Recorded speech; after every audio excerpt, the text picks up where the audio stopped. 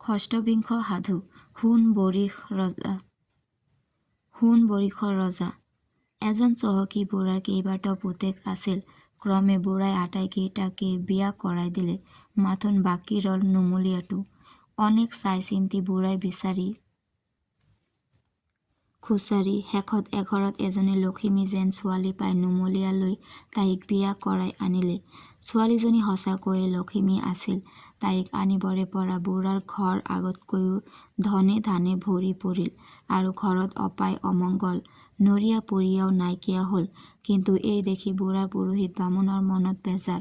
পুৰোহিতক লাগে বুঢ়াৰ ঘৰত মৰা সজা, নৰিয়া পৰিয়া, অপায় অমংগল। তেহে তেওঁ শান্তি কৰম, তুলসী দিয়া আদি কাজ কাম পাতি বুঢ়াৰ পৰা টকা উলিয়াব পাৰে। তাৰে মূৰ মৰিল দেখি পুৰোহিত চিন্তাত পৰিল। তেওঁৰ ৰাতি ভাৱনা, টোপনি নহা হ'ল।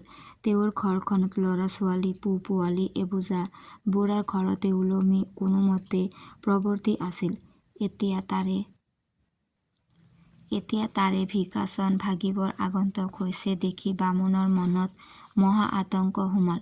সেই দেখি পুৰোহিতে একোকে উপায় নাপাই এজন গণকৰ ঘৰলৈ গৈ নিজৰ দুখৰ কথা গণকক কৈ ৰূপ এটকা আৰু ভোজনী এটা দি বুঢ়াৰ ঘৰত এনে হোৱাৰ কাৰণ কি গুণি পৰি চাই উলিয়াবলৈ ক'লে। গণকে তেওঁৰ পুথি পাজি মেলি ভালেখিনি গুণি পৰি চাই পালে যে বুঢ়াৰ ঘৰত লক্ষ্মী সোমাইছে। সেই দেখিহে এনেকুৱা হৈছে আৰু সেই লক্ষ্মীজনা হৈছে বুঢ়াৰ নুমলীয়া বোৱাৰীয়েক। গণকৰ কথা শুনি পুৰোহিত বাপুৱে সুধিলে, পিছে ইয়াৰনো কি ব্যৱস্থা হ'ব এতিয়া? মই দেখোন বিপাঙে মৰিলোঁ। খাবলৈ নাপায়েই মই মৰিম দেখিছোঁ। ইয়াৰ এটা উপায় কৰি দিয়ক। মই মোৰ এবাৰ ল'ৰা ছোৱালীৰে সৈতে বামুণী জনক কৰোঁ কি?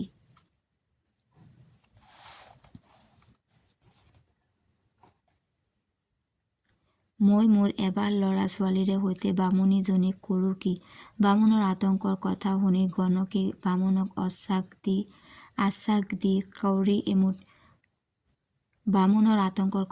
গণকে বামুণক আশ্বাস দি কড়ি এমুঠি উলিয়াই মাৰি পঠিয়াই আকৌ ভালকৈ গণিবলৈ লাগিল। গণি অতাই গণকে ক'লে, পাইছোঁ, উপায় পাইছোঁ। তুমি থিৰ হোৱা। তুমি যদি বুঢ়াৰ বাৰীৰ দক্ষিণ ফালৰ ভলুকা বাঁহজোপাৰ এটা বাঁহ আনিব পাৰা, তেনেহলে বুঢ়াৰ ঘৰত মানুহ মৰিব। এই কথা শুনি পুৰোহিতে অলপ উশাহ পাই বুঢ়াৰ ঘৰলৈ গৈ বুঢ়াক সেই বাঁহজোপাৰ বাঁহ খুজিলে আৰু বুঢ়ায়ো তেওঁক বাঁহ এটা দিলে। কিন্তু এই কথা বুঢ়াৰ সৰু বোৱাৰীয়েকে শুনিবলৈ পাই সেই বাঁহটোৰ পাত খাবৰ নিমিত্তে তেওঁলোকৰ কপিলী এৰি দিলে আৰু গৰুজনী বাঁহ পাত খাই ঘৰলৈ গুচি আহিল।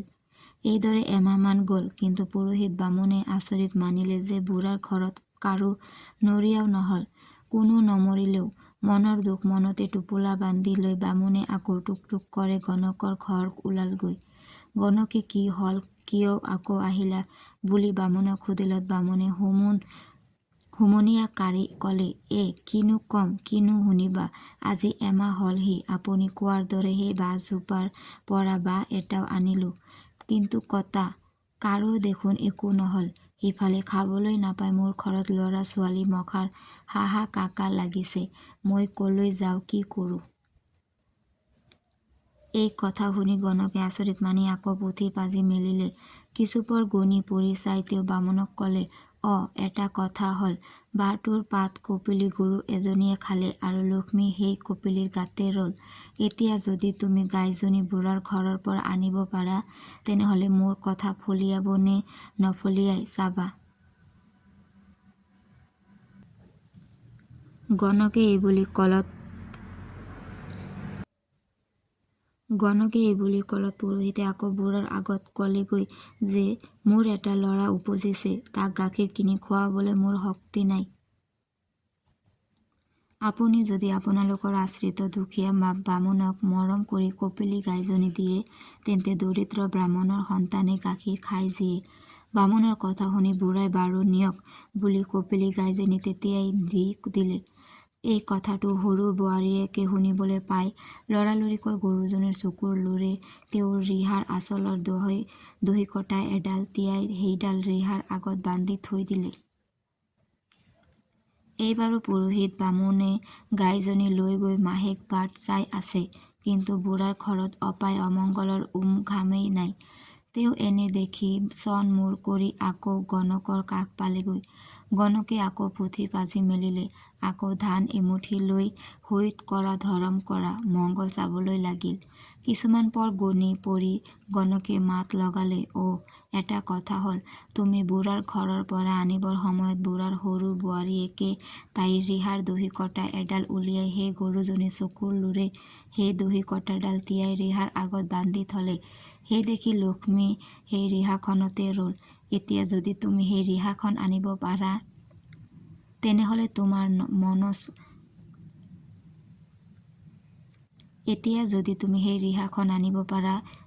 তোমাৰ মনস্কামনা সিদ্ধি হ'ব, নতুবা নহয়। এই কথা শুনি বামুণে আকৌ বুঢ়াক ক'লেগৈ বোলে, মোৰ ছোৱালীজনী সবাহ লৈ যাবলৈ ওলাইছে। ভাল ৰিহা নাই দেখি আজি পুৱাৰে পৰা তাই উচুপি কান্দিব লাগিছে। আপোনাৰ সৰু বোৱাৰীয়েকৰ গাৰ ৰিহাখন যদি দিয়ে তেন্তে বৰ উপকাৰ হয়, নহলে সেই আপদীয়াৰ ছোৱালীজনীয়ে আজি মোৰ সুৰ্তি হেৰুৱাব।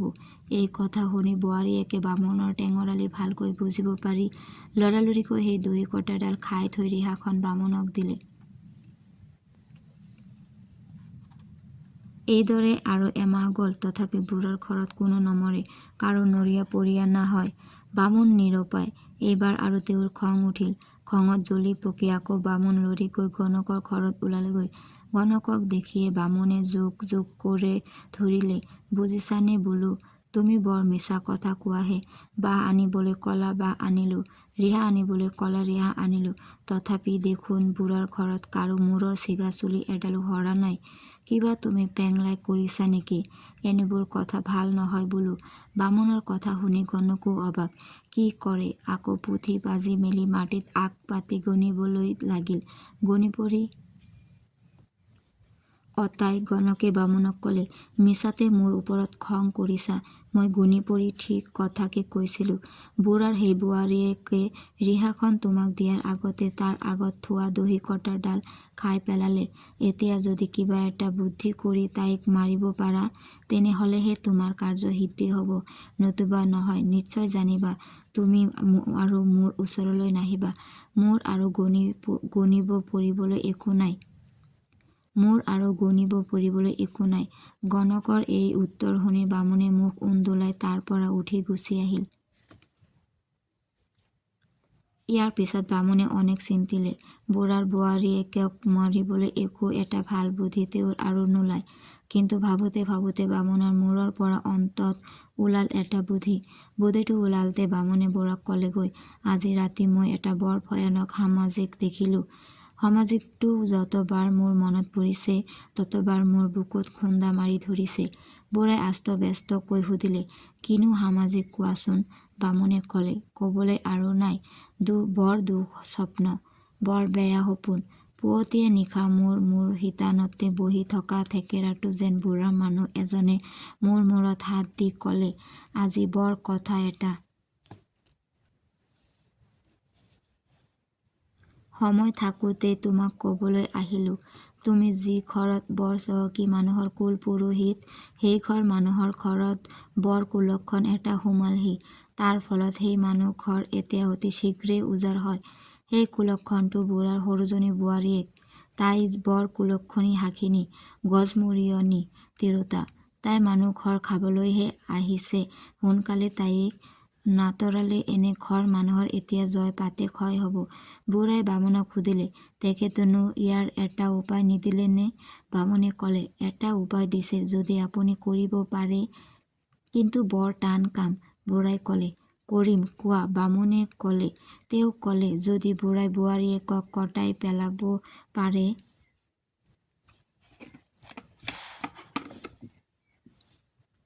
তেনেহলে ঘৰখন ৰক্ষা পৰিব, নহলে সৰ্বনাশ। এই কথা শুনি বুঢ়াই ভালেখিনি পৰ টলকা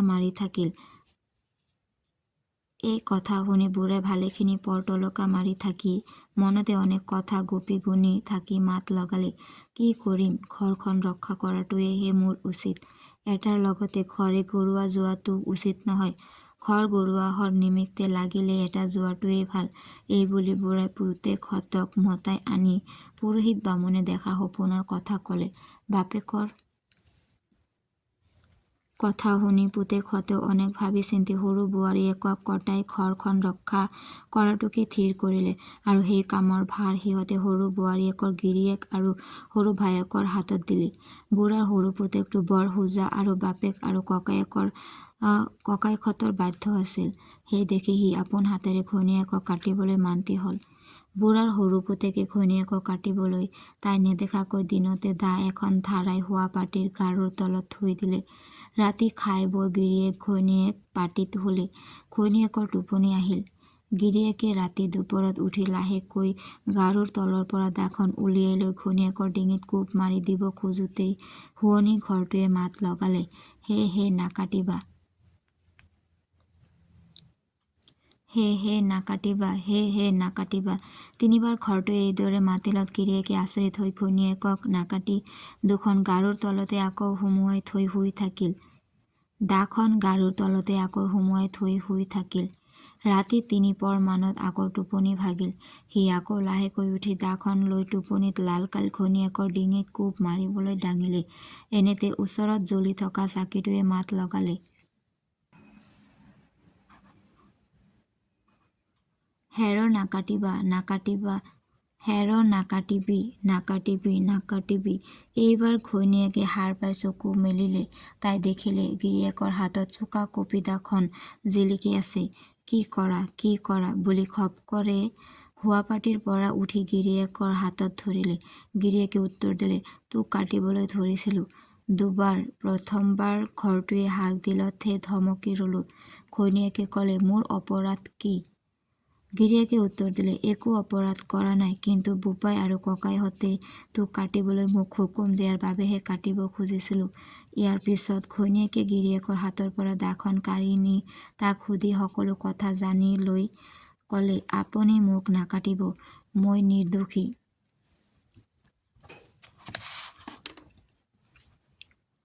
মই কেতিয়াও কুলক্ষণী নহওঁ।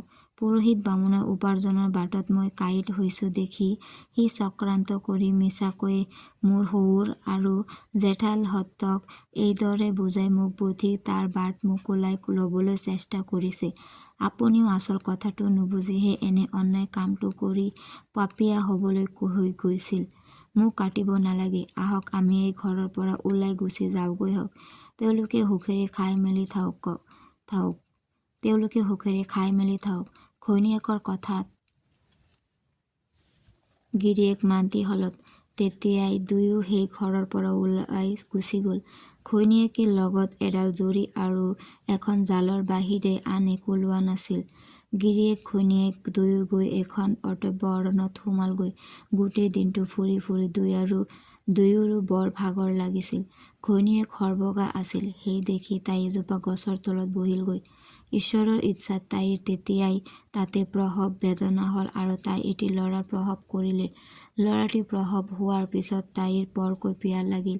তাই গিৰিয়েকক ক'লে, মোৰ অণ্ঠকণ্ঠ শুকাই গৈছে। মোক পানী এটোপা আনি দিয়ক।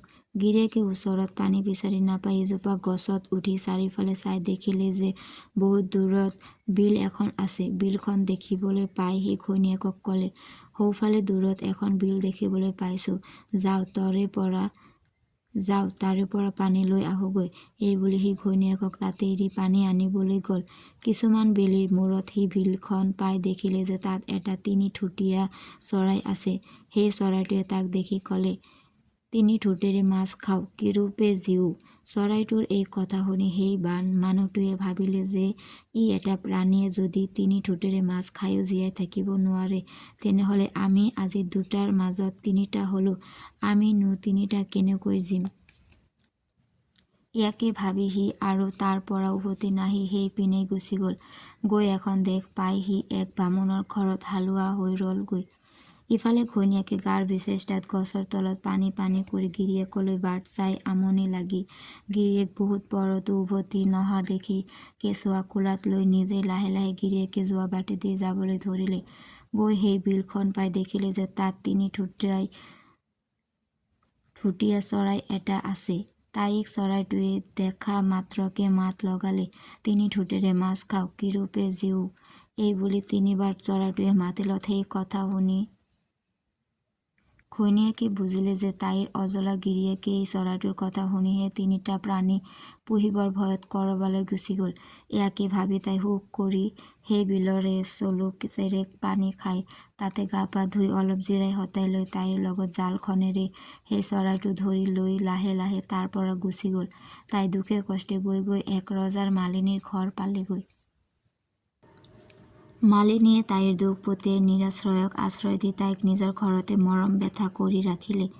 একদিনা প্ৰতি ল'ৰাৰ মাকে মালিনীক ক'লে, বাই, মই কিমাননো তোমাৰ ঘৰত বহি বহি খাম। আজিৰ পৰা মই নগৰত খুজি মাগি চাউল একোমুঠি আনিমগৈ। এইবুলি তাই মাগিবলৈ ওলাই গল। তাইৰ ল'ৰাটো তেতিয়া বহিব পৰা হৈছিল।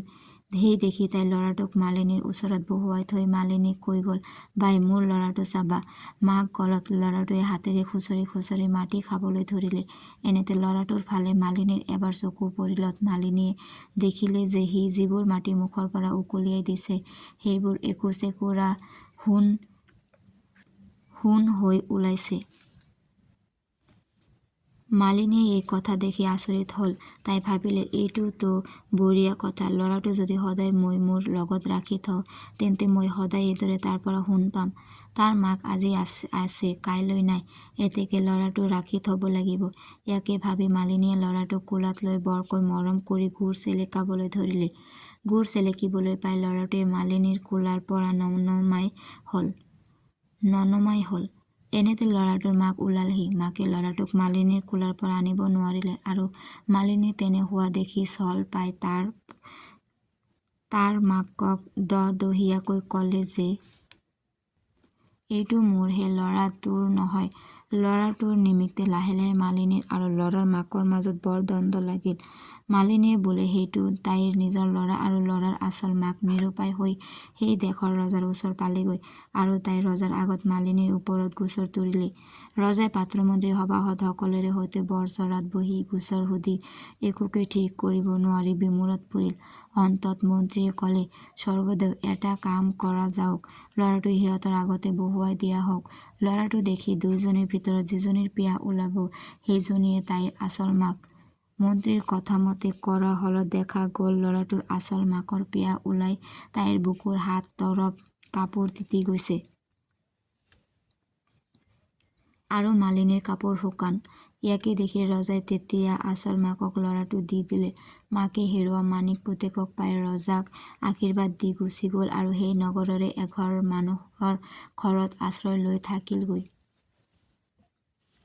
এইদৰে কিছুকাল যোৱাৰ পিছত সেই নগৰৰ ৰজা ঢুকাল।